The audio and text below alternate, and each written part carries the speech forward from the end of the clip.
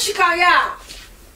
我讲妈是可以，我明早不要我了，我明早跳楼了。潮讲的是一个30岁郁郁不得志的上海青年，他想要做文物修复，但是却做了一个保安。法子。他有口吃，想要找一个女孩子结婚生子。找了想发报人，我只会脚。找你要你看嘛。生活中处处都充满了抱怨，没有起床的动力，对未来看不到希望的这种状态。最开始吸引我的可能是个人的理想跟现实的这样子冲突跟对比，想要看到一个个体他冲破现实的牢笼，但发现其实是不行的。他们家在上海的市中心有一套房子，非常昏暗，然后很狭窄的那个空间，你眼光可及的地方都是书，甚至都没有可以落脚的地方。书就是他自己一本一本买的，艺术啊、雕塑啊、宗教呀、文化呀，他只能够在这些书里面去找到一个他自己的世界吧。这个就变成他们父子之间最大的一个矛盾点。我其实懂的就是我老看啊。我没看是因为我年代不强，我想年底早，所以我把看好了吧。父亲在年轻的时候，他喜欢画画，他也没有办法做绘画相关的工作，也是郁郁不得志的。那爷啊，回心了，最好弄上50啊，我读好的厂子，对不啦？我有这个能力，不等于我有一个机会。他爸爸说，所有人都去做总统的话，那谁去扫大街呢？黄君瑞就说，我觉得我爸爸说的是对的，但是好像听起来又很消极。小伙计看后啊。他主动的辞去了保安的工作，然后去做一个空气检测的新的行业，又被辞退了嘛。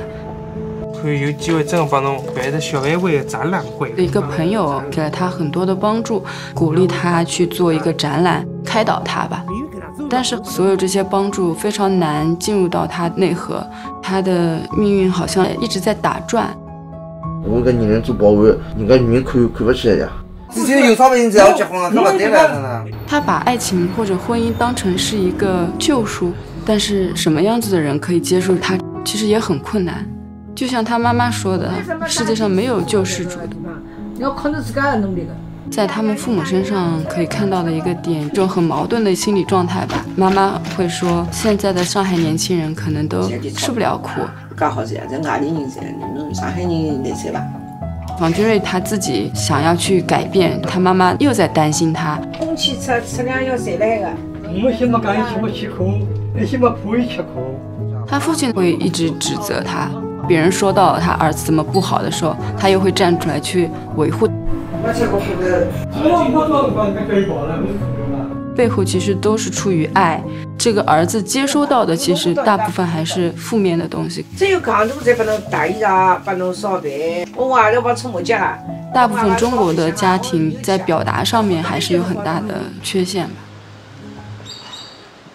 2016年第一次拍摄，跨度有6、7年吧。在拍了大概大半年之后，我停了嘛。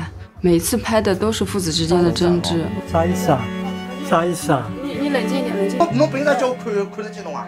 它不是我心里想要的一个纪录片。怕干扰到你的生活，因为感觉2次到家来拍摄，你们都有蛮大的矛盾的。我像这种拍励志片的这种，我可能是不。他说你永远不可能通过我拍一个励志故事。我也被震慑住了，非常无奈的一种感觉吧。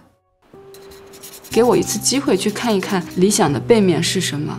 理想它会是一个很大的陷阱，你想要做一个事情，一步一步走到了现实的困境里面，再回过头来看，其实并没有别人去怂恿你。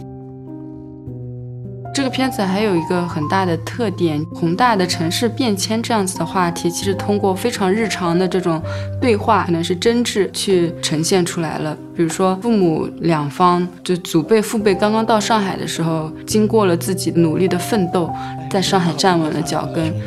我的师傅投资我了，一家人10公分房子。后来新的上海人又成为了中流砥柱，他们又慢慢的好像被这个城市要抛弃了一样。他所呈现出来的困境可能就是家庭的困境，也是社会的困境，没有资格说去对别人的生活指指点点，就每个人都可能成为他。